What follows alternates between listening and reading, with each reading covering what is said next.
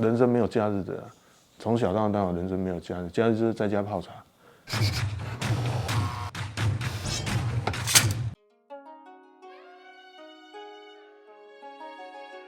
我是青云铸剑艺术馆的第3代传人陈崇志。青云铸剑艺术馆呢，这是创立我的祖父陈天阳。他早期在台湾呢是算少见的一个传统艺术古法铸剑师啦。怎么说是古法呢？因为传承来自于少林岭南的铸剑一脉。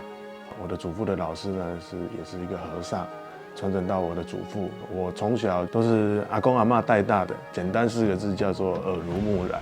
那当然对这个也是颇有兴趣了。那从小就开始跟着阿公，从练习武术啊，学着磨剑啊，学着制作一些宝剑的配件。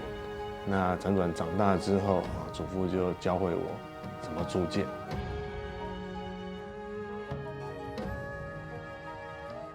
传统铸剑领域上呢，我常会讲说，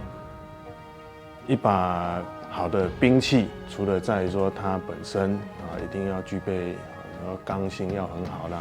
美观上必须要兼顾了。再来就是说铸剑者的心，这就是我们少林岭南铸剑一脉比较不同的地方。铸一把好剑，就是除了自己要有点修持，再加上现代科技的做法、传统的方式，加上我们的古法铸剑的那个程序来继续制作。从小就看着祖父这样子在铸剑、炼钢啊，把铁拿来烧红了，然后反复的锤炼一把剑，从一开始打好之后呢，又要放在野外，让它风吹日晒雨淋。那早期我们会觉得说，奇怪，为什么要放在野外？他说，老和尚那时候就有说要让它吸收日月精华，用现代的方法去解释这个科学原理，叫做消除它的内应力。放久了之后看它会不会变形。如果不会变形，就拿起来做。所以在早期的锻造算是蛮费时的，光是宝剑的剑刃就要这样。当好了之后，才可以拿来研磨，再来做一把宝剑的配件。配件做好了，剑鞘也都做好了，才能可以组装。这样一把剑从无到有，起码都要4、5年，很不容易啊。到后期，因为现在的科学工艺比较好了，各大国家像日本啊、德国啦、瑞典，他们的制钢的技术也越来越纯净。那所以现在取得的钢的原料就会比较好。当然，我们还是会用传统的工法现在下去做，但是就减少这个4、5年的时间的这个等待期。那你现在从无到有也是要1、2年的时间呐。主要是那个我们制作一把剑的精神。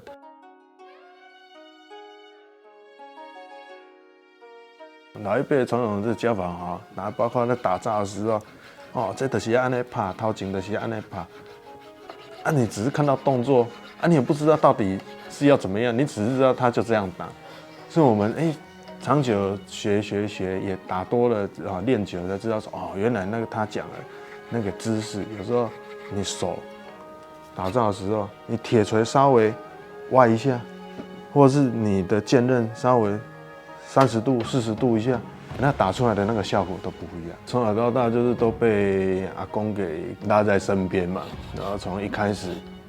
客人来要先在旁边学着泡茶，跟学武一样，你就是马步蹲了就蹲，有点像传统的师傅在教。在制作的过程或者是学习的时候，那困难常常会有因为我们每一把剑都有考究历史嘛，比如说宋代的三才剑，或者是说汉朝的赵子龙的青钢剑，这不是技术上的困难，因为制作一把好的剑，以前祖父常讲你一把好的作品，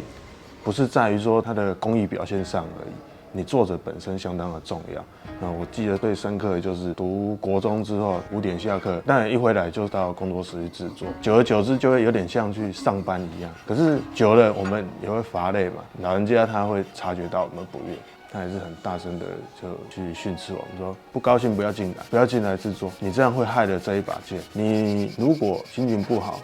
在制作这一把剑，你会把这个气带到这一把剑里面。那收藏者他收藏到这一把剑，他或多或少会感觉到。小时候不懂，那他也没有讲明白。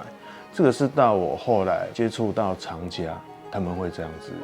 回应我。有时候坐在那边，我们心情没有办法很马上荡下来，马上沉浸在这个里面的时候，不知道怎么办。那我就要做这一把剑，可是一直做不出那古朴的味道。那个以前阿公讲的，出去外面走一走，或者是泡泡茶，休息一下，想清楚了再来做。因为阿公的师傅他是和尚，教给阿公的也是一种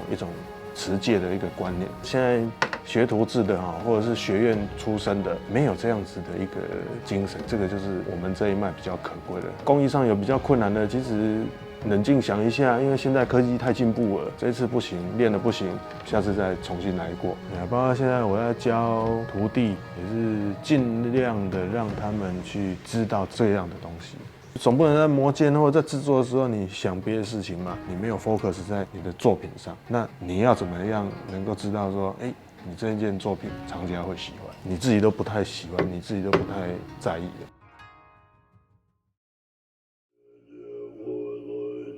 一般来讲说，铸剑需不需要仪式？一开始我们要先拜拜拜卢公啊，或者拜神佛啊。那这样的仪式呢，主要在于说我们铸剑者自己的本心，我们顶礼他，我们礼拜他，表示呢我们对我们自己的职业的尊重，还有我们的负责任的这个心态。要制作一把好的宝剑，它不是像一般要做手机一样，制作手机的人机器弄一弄，组装人员下班之后，谁管你说他下班去哪里花天酒地啊，还是口无遮拦的讲话，没有人会在乎嘛。公司只会知道说他就把好的东西做好就好。可是宝剑这种东西不一样了所以我们在制作的时候，秉持一颗这样的心去制作啦。所以有时候在对于传承这样子文化，老实讲，除了东西 OK 以外，重点这一把作品要告诉世人什么样的体悟，这样才能在这个时代留下新的一页啦。祖父一句老话，他说：“手中有利器，心中无杀意；手中无刀剑，心中有慧剑。慧剑斩心魔。”所以为什么说，我们要持戒？持戒为了什么不是说比较偏向宗教的事情，不是，是我们要能够马上去修改我们哪里不好，马上修改，马上把我们的心情转换过去，进到制剑的领域里面，你的心情就是要完完全全的在那里。但是好玩的精神就在这里。很奇怪剑会找人，人会找剑，那个缘分就有一把剑，它放在那边。比如说展出或者是在我们家展的时候，那一把剑，大家都会觉得很漂亮很漂亮，可是也没有人会想要去拿看看，因为剑你总是要拿过之后才有没有合手。偏偏有些人来，他就只看那一把，他也不看别把，那一拿就说这把好，就是很合乎他的想要。甚至还有一些人，因为当代侠士可能孟婆汤喝不够啦或者是说他梦里面现了一些图片之类的。然后来本来也是想要求剑或者是看看，有时候一来这个就是他梦里的那图片的那一把剑，有时候都是很刚好。我们会比较说这位藏家他的身高大概多高，手的大小，因为毕竟他那个握柄的部分你要能称手，一把称手的剑，你舞起来或是拿起来，心情就很愉悦，所以他就会常常去舞剑。包括我还会跟藏家讲，你想要收藏一把剑不管你在全球哪里，都一定找得到练武术的老师，因为我们现在中华文化其实备受西方国家的喜爱，就推荐他们一定要练，目的是让他们可以习武强身，对他们自己身体好。我的目的只有这样子。那我们的出发点，多一个人习武，对你的身体好以外，而且让中华文化这个华夏5000年的文化可以一直延续的下去了。当我们做了一把好的作品交到藏家的手上，看到藏家那个愉悦的心，这一把剑很棒，那个很喜悦的感觉，我们就会回想的时候就一把剑从一开始在制作有时候没有头绪到有头绪的当然中间可能还会有一些意外，有一些 trouble 要换材料要干嘛的，到要组装起来要好的时候，那个心情那个很难讲了。有机会碰到真的一把我们家的剑，真的感觉会不一样。那当然说对于我们家的小孩或者是徒弟们我也是希望说，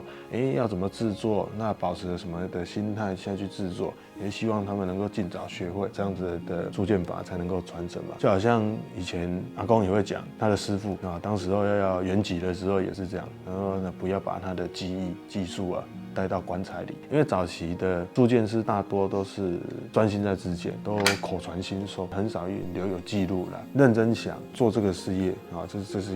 一生的天职嘛。它是商品吗？它不是商品呢，它要的是一份跟藏家互动的心。你说让民众尽量让他们都了解啊，包括国外的人啊，他们去了解中华的文化，对，让他们知道。可是不见得他们都要拥有。尽量让大家去知道这个文化。那至于说，对你如果有喜欢或有支持我们这样的一个传承精神，在我们这边找到你喜欢的一把宝剑，我们也是很欢喜嘛。